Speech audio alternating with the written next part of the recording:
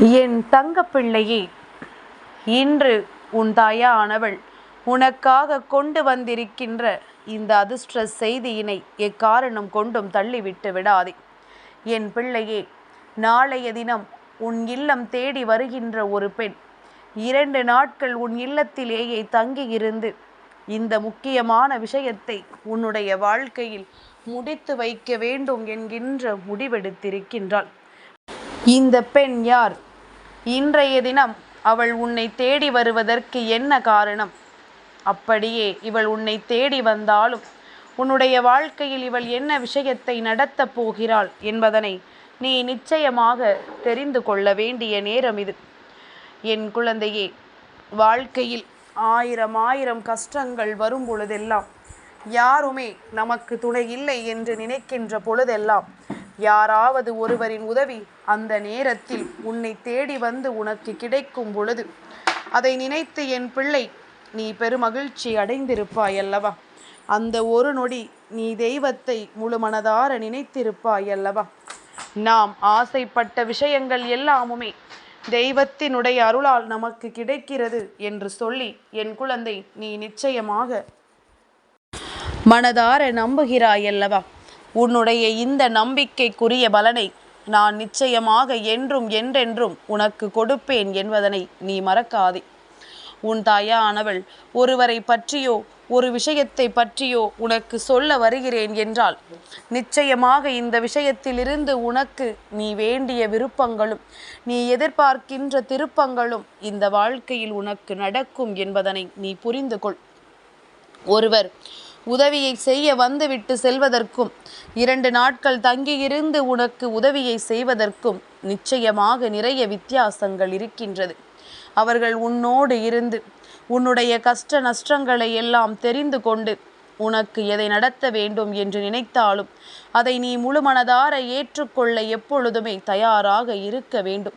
உன்னை சுற்றி நடப்பது ஒவ்வொன்றும் உன்னை நிச்சயமாக சந்தோஷப்படுத்துகிறது என்பதனை முதலில் நீ புரிந்து கொண்டாலே போதும். உன்னோடு இருக்கின்ற எல்லா விஷயங்களையும் நீ சரியாக பெற்றுக்கொள்வாய். எந்த நொடியிலும் இந்த வாழ்க்கை உனக்கு பயத்தை காண்பிக்கலாம். எந்த நொடியிலும் இந்த வாழ்க்கை உனக்கு மிக பெரிய திருப்பத்தை ஏற்படுத்தி கொடுக்கலாம். எல்லா நொடியிலும் உனக்கான நன்மைகளும் உனக்கான நம்பிக்கைகளும் நிச்சயமாக கிடைக்கும் என்பதனை முதலில் நீ புரிந்து கொள்ள வேண்டும். நான் இருந்து நடத்துகின்ற இந்த விஷயங்கள் இத்தனை நாளும் என் பிள்ளையின் வாழ்க்கையில் பல அதிசயங்களை நடத்தி இருக்கிறது. நான் இருந்து உனக்கு என்ன கொடுக்க வேண்டும் என்று நினைக்கிறேனோ அதையெல்லாம் என் பிள்ளை நீ உன்னுடைய நல்ல மனதினால் மட்டும்தான் என்னிடத்திலிருந்து பெற்றுக்கொள்ள முடியும். வேறு எதனாலும் என்னிடத்திலிருந்து உனக்கான விஷயங்களை பெற்றுக்கொள்ள முடியாது.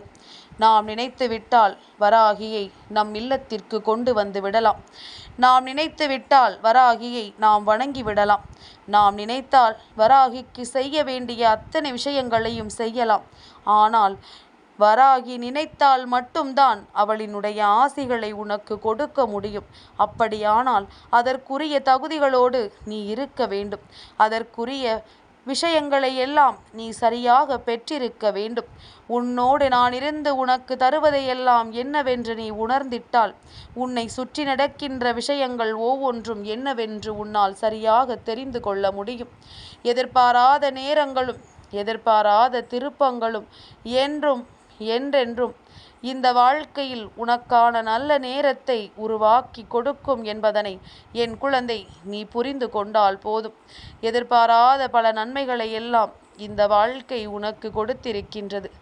எதிர்பாராத நல்ல திருப்பங்களை எல்லாம் இந்த வாழ்க்கை உனக்கு தந்திருக்கின்றது. கனவிலும் நினைத்து பார்க்க முடியாத அளவிற்கு வெற்றியை இந்த வாழ்க்கை உனக்கு கொடுத்திருக்கின்றது. இவை எல்லாமும் எதனால் உனக்கு கிடைத்தது என்று ஒரு நொடி சிந்தித்து பார்த்திருக்கிறாயா? எல்லாமும் உன்னுடைய நல்ல எண்ணங்களாலும் உன்னுடைய நல்ல செயல்களினாலும் தெய்வத்திடமிருந்து உனக்கு கிடைத்த நல்ல பெயராலும் தான் இவையெல்லாம் உனக்கு கிடைத்திருக்கிறது என்பதனை முதலில் நீ புரிந்து கொள்ள வேண்டும். என் குழந்தையே, நாம் நினைப்போம் நாம் ஆசைப்பட்டது எல்லாம் இந்த வாழ்க்கையில் நடக்கவில்லை என்றால் அதற்கு தெய்வம்தான் காரணம் என்று. ஆனால் உண்மையில் நீ ஆசைப்பட்டதை எல்லாம் பெறுவதற்கு இந்த வாழ்க்கையில் நீ என்னென்ன விஷயங்களை எல்லாம் செய்திருக்கிறாய், எந்த விஷயத்தை எல்லாம் அடைந்திருக்கிறாய் என்று சற்று சிந்தித்து பார்க்க வேண்டாமா? ஒரு நொடி கூட தெய்வத்தின் மீது சந்தேகப்படுவதற்கோ தெய்வத்தின் மீது கோபப்படுவதற்கோ நிச்சயமாக உனக்கு எந்த உரிமையும் கிடையாது. எப்பொழுது கோபப்பட வேண்டும் தெரியுமா? அந்த கோபம் கூட உன்னுடைய செல்ல கோபமாகத்தான் இருக்க வேண்டும். அது தெய்வத்திற்கு புரியும். என் பிள்ளையே, உன் பக்கம் தவறே இல்லாத பொழுது, ஒரு துளி அளவு கூட நீ எந்த ஒரு தவறும் செய்ய நினைக்காத பொழுது, உன் மனசாட்சியிடம் கேள்வி கேட்டால் அது உனக்கு சொல்ல வேண்டும் நீ எந்த தவறும் செய்யவில்லை என்று. மாறாக வெளியில் நடிப்பதும் உள்ளுக்குள் அத்தனை தவறுகளையும் செய்து கொண்டிருப்பதுமாகவெல்லாம் இருந்து கொண்டிருக்க கூடாது. இப்படி எந்த தவறும் தன் பக்கத்தில் இல்லை என்று நினைக்கும் பொழுது மட்டும்தான் இந்த வாழ்க்கையில் உன்னால் தெய்வத்தின் மீது கோபம் கொள்ள முடியும். இல்லாத பட்சத்தில் உனக்கு அதற்கான எந்த அதிகாரமும் இல்லை என்பதனை முதலில் புரிந்து கொள்.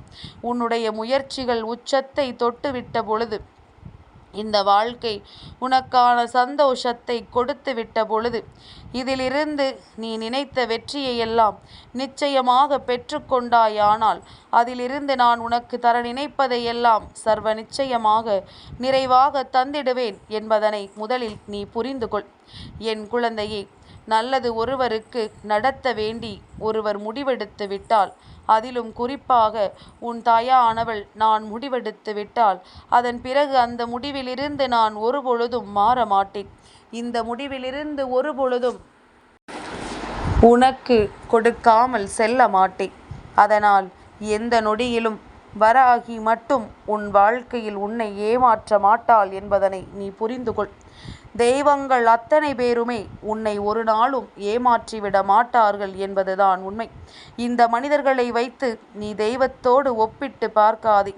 இந்த மனிதர்கள் என்ன செய்கிறார்கள் என்பதனை வைத்து தெய்வமும் நமக்கு இப்படித்தான் துரோகம் செய்யுமோ என்று எண்ணி விடாதே. என் குழந்தையே, அவர்களுக்கு என்ன நிலை இருக்கின்றதோ அந்த நிலை கொண்டு அவர்கள் இங்கு வாழ்ந்து கொண்டிருக்கின்றார்கள். அதனால் உன்னை சுற்றி நடக்கின்ற விஷயங்களை எல்லாம் நீ சரியாக தெரிந்து கொள்ள வேண்டும். உன்னை சூழ்ந்து வருகின்ற அத்தனை கஷ்டங்களையும் நீ என்னவென்று உணர்ந்து நடந்து கொள்ள வேண்டும். எதுவாக இருந்தாலும் நமக்கென நம் வாழ்க்கையில் நம் தெய்வங்கள் இருக்கிறது என்பதனை நீ உணர்ந்து விட்டாயானால் உன்னை சுற்றி வருகின்ற எல்லா விஷயங்களையுமே உன்னால் சரியாக புரிந்து கொள்ள முடியும். உன்னை நம்பி நான் உனக்கு எந்த விஷயத்தை செய்தாலுமே அதை என் பிள்ளை நீ சரியாக ஏற்றுக்கொள்கின்ற மனப்பக்குவத்தோடு இருக்க வேண்டும். என்ன நடந்தது, ஏது நடந்தது என்று சொல்லி என் குழந்தை நீ மனம் வருத்தப்பட்டு கொண்டிருக்காமல், என்ன நடந்தாலும் அதை நம்மை காக்க நம் தெய்வம் வரும் என்பதனை நீ உணர்ந்திட்டால் போதும். என் பிள்ளையே, சந்தர்ப்ப சூழ்நிலைகளை எல்லாம் உனக்கு எதிராக மாற்றிட, உன்னை சுற்றி நடக்கின்ற சூழ்ச்சிகள் எல்லாம் தோல்வியுற்றிட இந்த வராகி சொல்லக்கூடியவர் நாளைய தினம் முதல் 2 நாட்கள் உன் இல்லத்தில் தங்கியிருந்து உனக்கான நன்மைகளை செய்து கொடுக்க போகின்றார். அவர் யார்? உன் இல்லத்திற்கு வருவதற்கு காரணம் என்ன? அந்த அளவிற்கு அவருக்கு உன் மீது உரிமை என்ன என்பதனை தெரிந்து கொள். என் குழந்தையே, நாளைய இரவானது உன் தாயானவள் எனக்குரிய பஞ்சமி திதி நாள். அதாவது இன்று மாலை தொடங்குகின்ற சங்கடகர சதுர்த்தி திதியானது நாளை மாலை மேல் நிறைவடைகின்றது. அதன் பிறகு உன் தாயானவள் எனக்குரிய பஞ்சமி திதி ஆரம்பிக்கின்றது. என் குழந்தையே, இரவு நேர பூஜைக்கு உகந்தவளான இந்த வராகி நாளைய இரவு நேரத்தில் எனக்கு நீ பூஜைகளை செய்யும் பொழுது உன்னுடைய இல்லம் தேடி வந்து விடுவேன். நாளை மறுநாள் இரவு வரையிலும் இந்த தாயானவளுக்கு உகந்த பஞ்சமி திதி நேரம் இருக்கின்றது.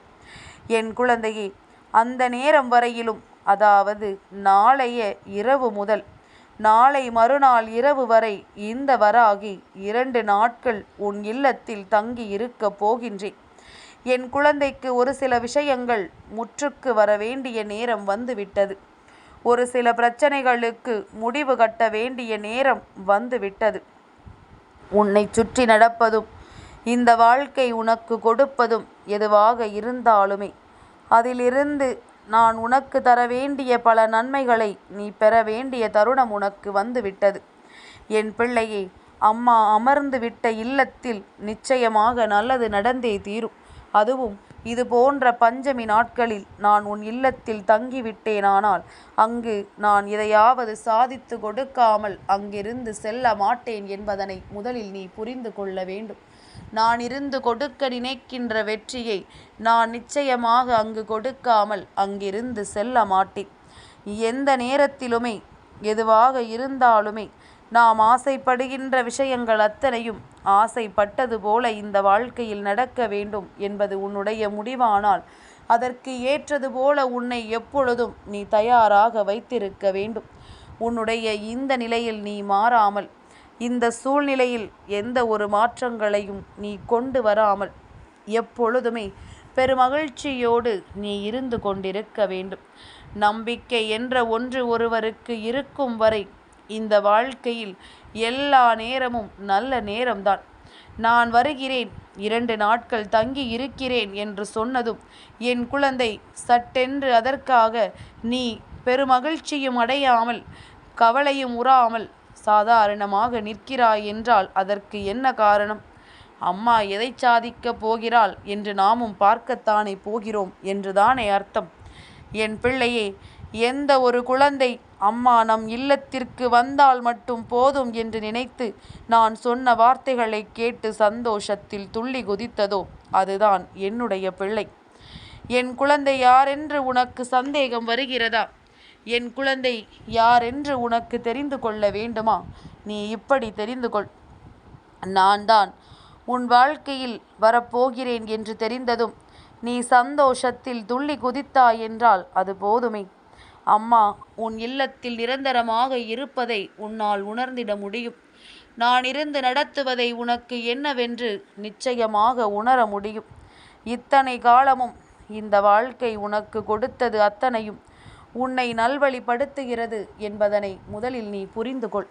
அதுபோல இந்த வராகி உன் இல்லத்திற்குள் அமர்ந்திருக்கின்ற இந்த நேரம் இனி இந்த வாழ்க்கையில் உன்னால் மறக்க முடியாத அதிசய நேரமாக மாறும் என்பதனை நீ புரிந்து கொள்.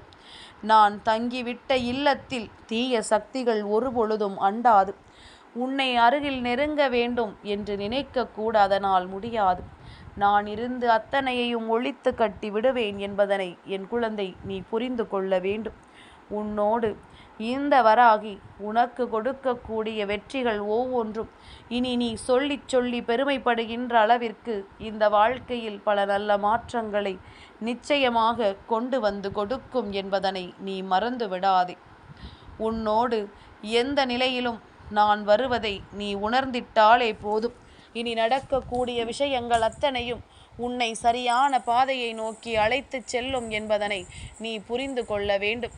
நல்ல நேரம் உனக்கு வந்துவிட்டால், நல்ல மாற்றங்கள் உனக்கு வந்துவிட்டால், இந்த விஷயங்கள் அத்தனையுமே உன்னை பெருமகிழ்ச்சி படுத்தும் பொழுது தெய்வம் இருப்பதை நீ நிச்சயமாக உணர்ந்திடுவாய்.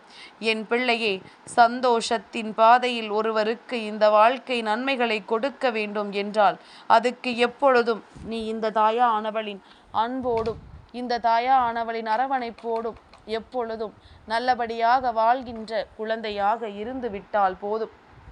நடக்கின்ற மாற்றங்களை உன்னால் நிச்சயமாக நல்லபடியாக என்னவென்று தெரிந்து கொள்ள முடியும். எதிர்பார்த்திட முடியாத அளவிற்கு வெற்றியும் உனக்கு கிடைத்தே தீரும் என்பதனை என் குழந்தை நீ புரிந்து கொள். வேறெதுவும் இந்த வாழ்க்கையில் உனக்கு தேவையில்லை. யாரொருவர் தெய்வத்தின் அன்பு போதும், எந்த எதிர்பார்ப்புகளும் எனக்கில்லை என்று சொல்கிறார்களோ அந்த குழந்தைகளுக்கு வாழ்க்கை அத்தனை அற்புதங்களையும் ஒரு சேர நடத்தி கொடுக்கும் என்பதனை நீ மறந்து விடாதே. நான் தருவது ஒவ்வொன்றும் உன்னை இனிமேல் எந்த நிலைக்கும் கொண்டு சேர்க்கும் என்பதனை நீ புரிந்து கொள். உன்னோடு நான் இருப்பதை நீ உணர்ந்து விட்டாயானால் உனக்கென இந்த வாழ்க்கை கொடுக்கின்ற ஒவ்வொரு வெற்றிகளையும் நீ உறுதி செய்திடுவாய் என்பதனை நீ உணர்ந்து கொண்டால் அதுவே போதும். வராகி தங்கி இருக்கக்கூடிய நாள் 2 நாட்கள். என் பிள்ளையே, நான் மட்டுமல்ல, விநாயக பெருமானும் உன் இல்லத்தில் 2 நாட்கள் இருக்கப் போகின்றார். இன்றும் நாளையும் அவரும் உன் இல்லத்தில் இருக்கத்தான் போகின்றார். என் பிள்ளையே, தெய்வம் அமர்ந்து விடப் போகின்ற இந்த நேரம் மனதில் எந்த ஒரு தீய எண்ணங்களும் இல்லாமல் மனதில் எந்த ஒரு தேவையில்லாத சிந்தனைகளும் இல்லாமல் நல்லபடியாக இருந்து விட்டால் போதும்.